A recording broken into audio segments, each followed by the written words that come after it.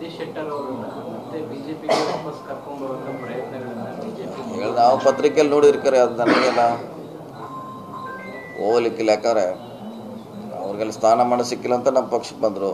ನಮ್ಮ ಪಕ್ಷ ಅವರು ಸೋತ ಮೇಲೆ MLC ಮಾಡಿದೆ. ಇನ್ನು ಅದಕ್ಕಿಂತ ಹೆಚ್ಚು ಮಾಡುವಂಥದ್ದು ಇಲ್ಲವೇ ಇಲ್ಲ. ಶಾರ್ಟ್ ಟೈಮ್ನಲ್ಲಿ ಅವರಿಗೆಲ್ಲ ಅಷ್ಟು ಅಧಿಕಾರ ಕೊಟ್ಟಿದೆ. ಸೊ ಅಲ್ಲಿ ಶಾಸಕರಿದ್ದಾರನ್ನ ಅವ್ರು ಹೊರಗೆ ಹಾಕಿದ್ರು, ಟಿಕೆಟ್ ಕೊಟ್ಟಿಲ್ಲ. ಸೊ ಇರ್ಬೋದು. ನನಗೇನು ಹೋಗುವಂಥವ್ರ ಅವಶ್ಯಕತೆ ಇಲ್ಲ, ಇಲ್ಲೇ ಇರ್ತಾರೆ. ಅವಶ್ಯಕತೆ ಇಲ್ಲ. ಎಲ್ಲ ರೀತಿಯಿಂದ ಗೌರವ ಕೊಟ್ಟಿದೆ ಕಾಂಗ್ರೆಸ್ ಪಕ್ಷ ಅವರಿಗೆ, ಇಲ್ಲೇ ಇರ್ತಾರೆ.